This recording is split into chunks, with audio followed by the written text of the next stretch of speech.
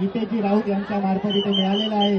त्यामुळे सर्वच गोविंदा पथक हे गीतेजी राऊत यांचं अभिनंदन करतील.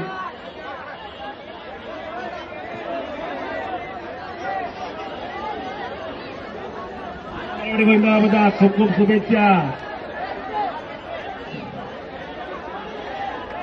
तुम्ही प्रो खेळला होतात, तुम्ही कॉम्पिटिशन खेळलं पाहिजे होतं, कारण तुम्ही 2 वर्ष प्रो खेळतात.